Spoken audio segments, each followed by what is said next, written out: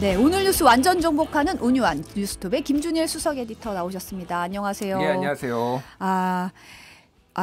박은숙님이 역사 속에서 잊지 못할 날이군요 하셨고 브라이언님이 오염수 때문에 슬프네요 하고 많은 분들이 지금 댓글로 좀 우려를 올려주시고 계십니다. 네.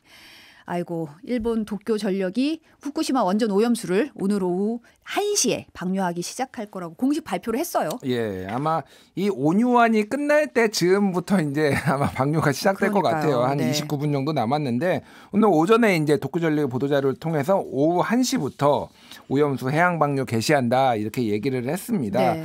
지난 22일에 오염수 1톤을 이제 바닷물 1,200톤하고 섞어가지고 이미 이제 시험적으로 이제 뭐 대형 수조에 담은 그런 과정이 있었고요. 네.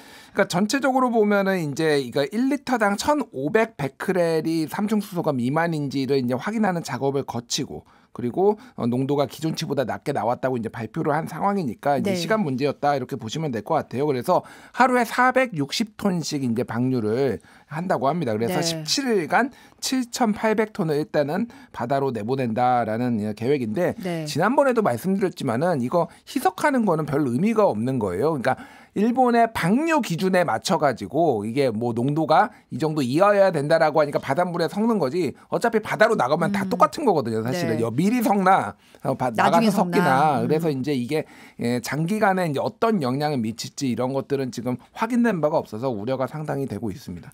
이제 잠시 후에 방류가 될 예정인데 이 방류된 오염수가 이제 결국은 동해로 어쨌든 오잖아요. 이게 얼마나 걸리는 거죠? 일단 뭐 지난달 7일에 정부가 후쿠시마 오염수 방류 대응 정부 합동 브리핑에서 설명을 했고 여러 차례 이제 뭐 전문가들도 얘기를 했는데 기본적으로 이제 북태평양의 일본 동쪽에 있는 거 해류 같은 경우에는 위쪽으로 올라갑니다. 그러니까 위쪽으로. 그래서 북태평양으로 이제 뭐 알라스카 쪽으로 해가지고 이렇게 러시아로 해서 알라스카로 해서 이제 한 바퀴 적도를 밑으로 해서 이렇게 한 바퀴 도는 구조예요. 그러니까 그게 이제 태평양을 크게 도는데 이게 한 4, 5년에서 길게는 10년 정도 걸린다. 그러니까 태평양이 진짜 태평양같이 넓기 때문에 그 와중에 다 희석이 되기 때문에 한반도 근처까지 오면 처음에 오염수 그게 한반도 근처까지 오면 큰 문제가 없다라는 게 이제 정부의 이제 공식적인 입장입니다.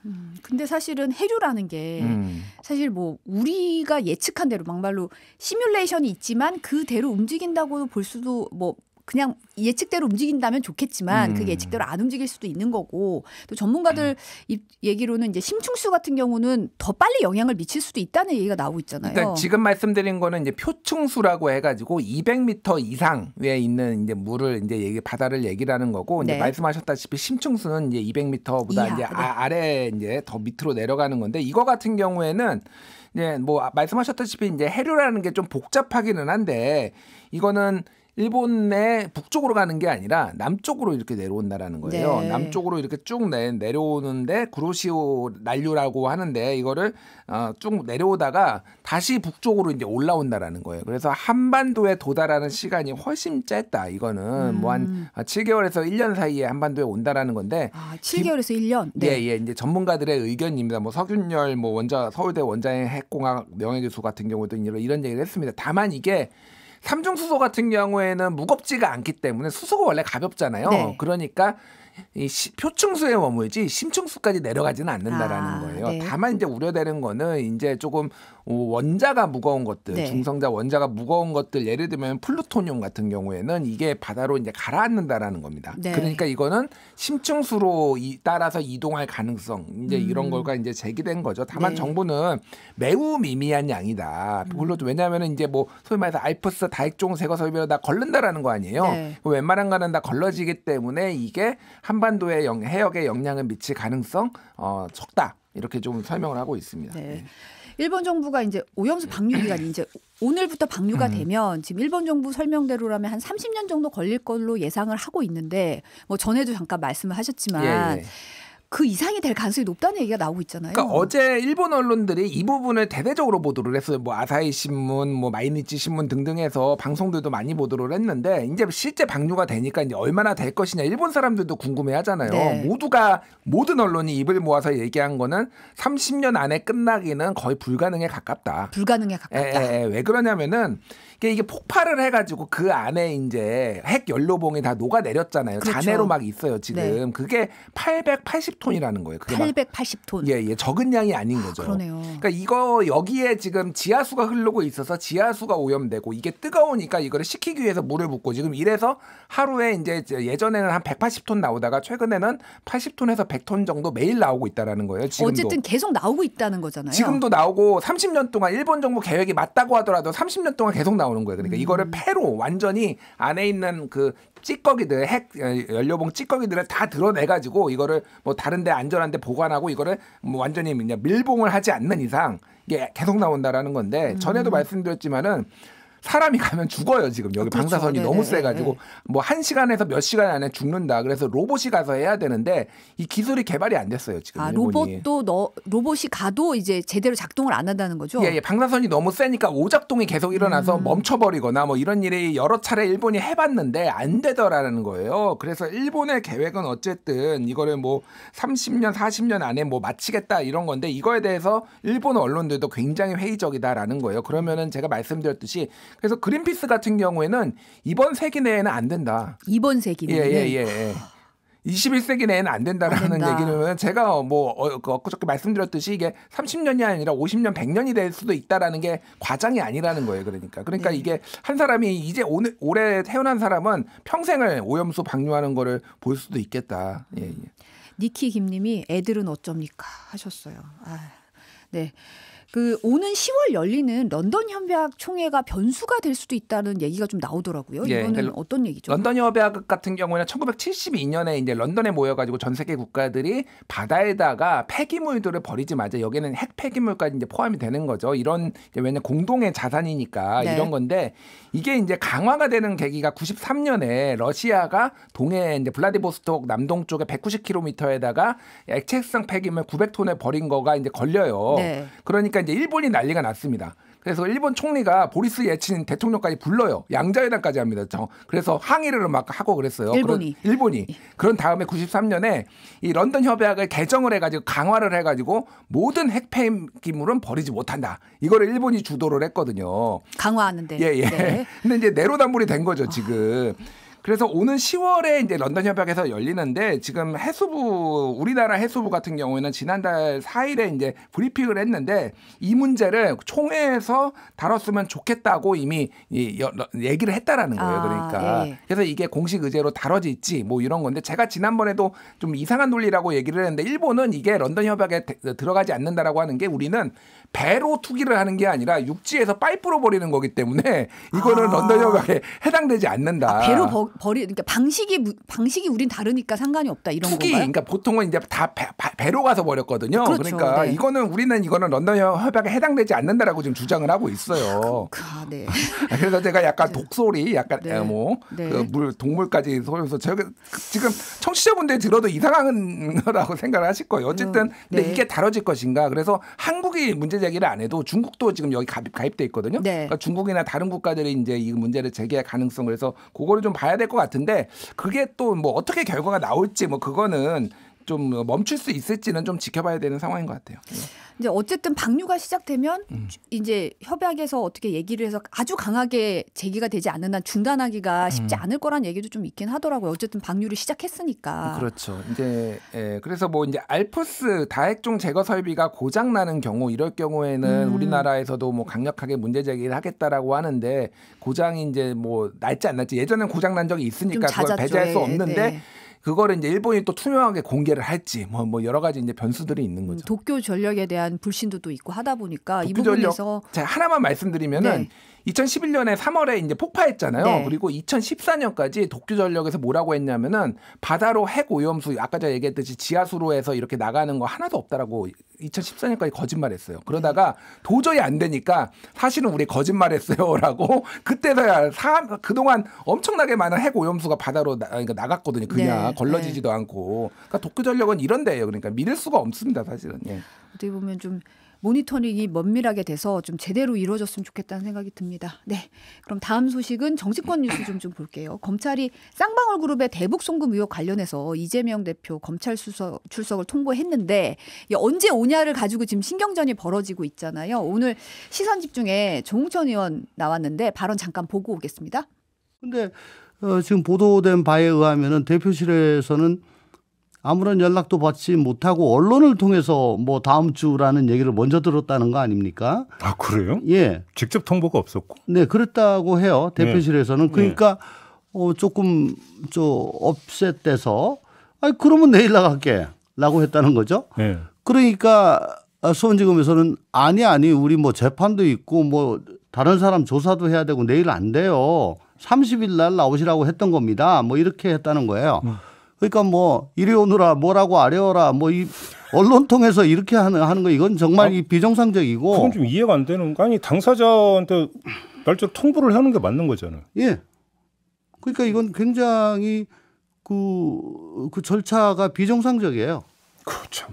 그러니까 뭐 이런 태도가 쌓여가지고 검찰이 불신을 받는 겁니다, 사실은.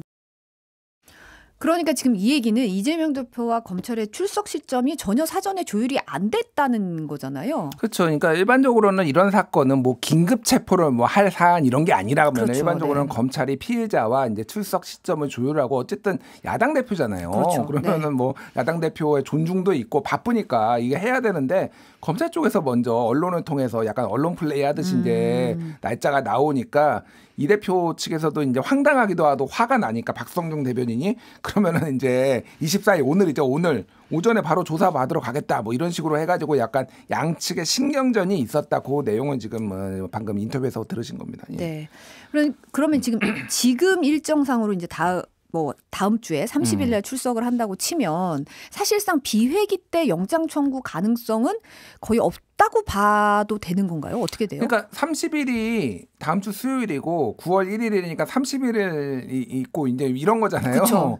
그러니까 이게 사실은 오늘 나가도 오늘 조사를 뭐 이재명 대표가 원하는 대로 오늘 나가도 이게 물리적으로 거의 좀 어렵다. 쉽지 않았다라는 네. 건데 30일은 아예 이제 불가능이라고 봐야 된다라는 거죠. 다만 이제 뭐 김기현 대표나 뭐 이런 데에서는 뭐 검찰 소환 일시를 맘대로 정하는 거 뭐 이거는 엄청난 특권이라고 지금 얘기를 하고 있으면서 뭐 검찰 조사 받는 게 소풍 아니다. 뭐 이런 식으로 이제 비판도 하기도 했습니다. 예. 네.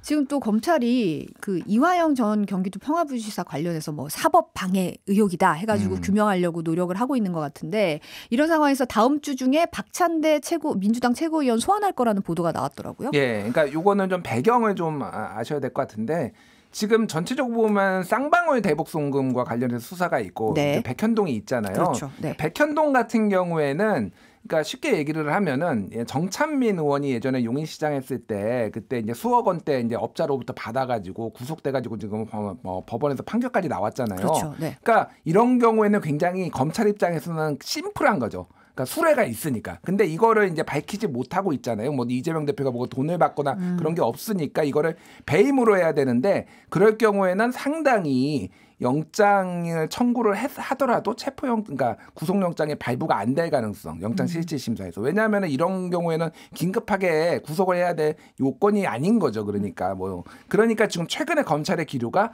증거인멸 쪽으로 좀 모든 걸 초점을 맞추고 있는 거예요. 그래서 그러니까 증거인멸 가능성이 있으니까 이재명을 구속해야 된다라는 요쪽으로 좀 가기 위해서인 거고 그게 박찬대 민주당 최고위원을 이제 소환한다라는 건데 이게 무슨 얘기냐면은 이화영 전 부지사가 이제 검찰 진술에서 처음에 이재명 대표한테 보고했다라고 본인의 진술을 최초에서 좀 바뀌었다라는 게 언론 보도로 막 나왔잖아요. 네, 번복했다. 네. 예, 그때 이제 박찬대 최고위원이 이제 이재명 대표의 뭐 측근이고 이우일 민주당 경기 용인갑 지역위원장인데 이 사람이 이화영의 측근이에요. 그래서 만나가지고 이런저런 얘기를 나눴다라는 거고 이우일을 통해 가지고 이화영 부지사의 부인까지 만났다라는 거 전화 통화를 했다라는 거예요. 네.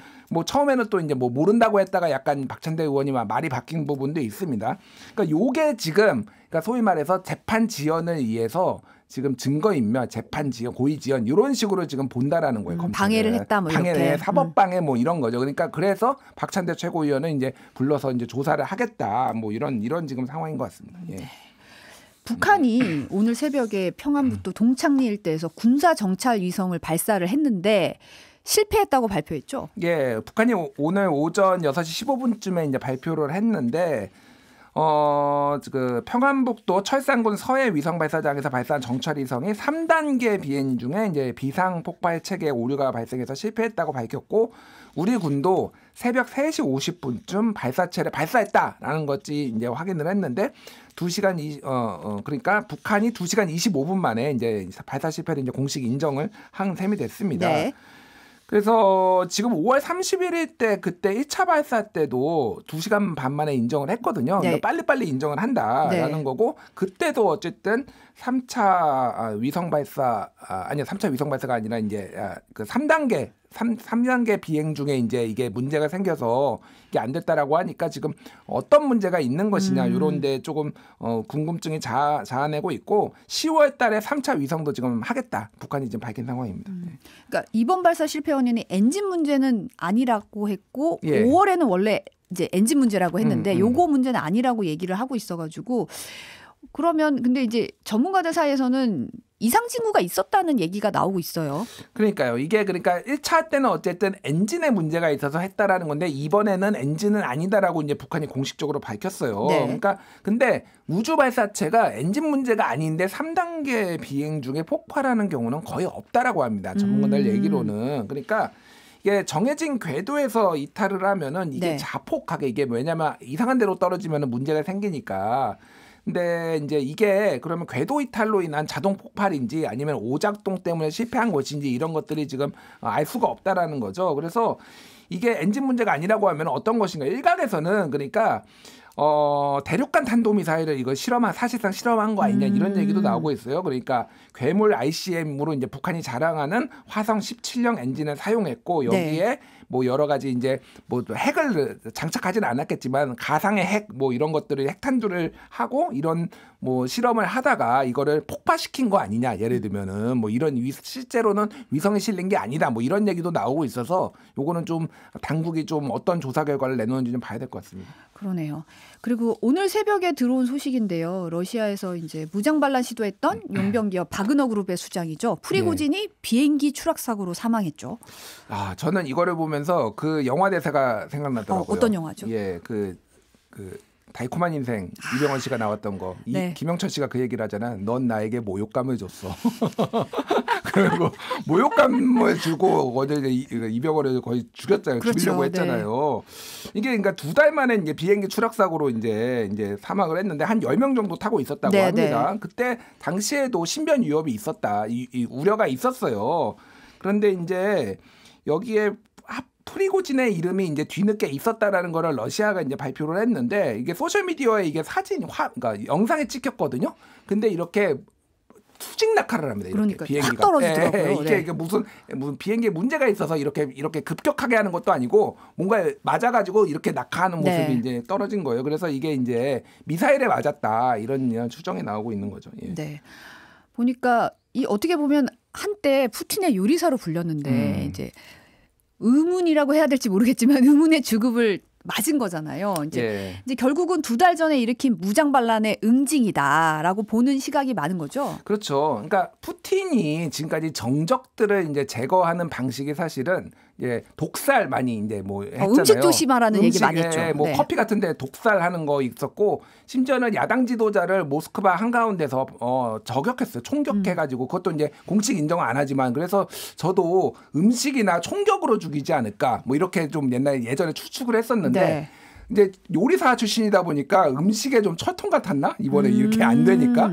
그리고 이제 뭐 주변에 경호도 있으니까 이제 그것도 암살도 어려웠나? 그러니까 비행기를 아예 격추시키는 이런 방법을 쓴 거 아니냐? 뭐 이런 얘기들이 나오고 있는데 이제 뭐 외국의 이제 보안기관들 같은 경우에는 이거는 푸틴은 이렇게 분석을 합니다. 푸틴은 2가지로 움직인다. 재능에 따른 충성심 그리고 배신에 따른 후과. 예, 그러니까 한마디로 얘기하면은 배신을 한 사람을 가만둔 적이 없다라는 거예요. 그러니까 그러면은 본인의 강고한 어떤 카리스마와 리더십이 이제 흔들리는데 이미 이게 타격을 받은 거죠. 지난 6월에 용병 프리고진이 이제 바그너 그룹을 이끌고 이제 모스크바 근처까지 한 그렇죠. 1,000km인가요? 거기 이제 200km까지 이제 진격을 했잖아요. 이미 이제 카리스마에 흠이 갔기 때문에 모욕감을 준 거죠. 모욕감을 받은 거죠. 그래서 미안하다 이렇게 좀 한마디 하시지. 그래서 참 정말 대단한 독재자다 이런 뭐 평가를 안 할 수가 없을 것 같습니다. 일각에선 내년 3월 대선 앞두고 이제 집권층한테 경고하는 의미도 있다 뭐 이런 얘기도 나오긴 하더라고요 보니까. 그렇죠. 네. 그러니까 이게 사실 영상을 찍은 것도 어떻게 공교롭게 거기서 딱 그렇게 찍혔냐. 일부러 이거를 정확하게 경고하기 위해서 아예 조금 계획한 거 아니냐 뭐 이런 얘기까지 있어요. 그 사실관계는 모르겠어요. 어쨌든 내년 3월에 이제 대선이 있으니까 나의 권위에 감히 도전하지 마라는 거를 지금 국내에 강력한 경고를 날렸다 이런 분석도 나오고 있습니다. 좀 무시무시하네요. 무시하는. 네.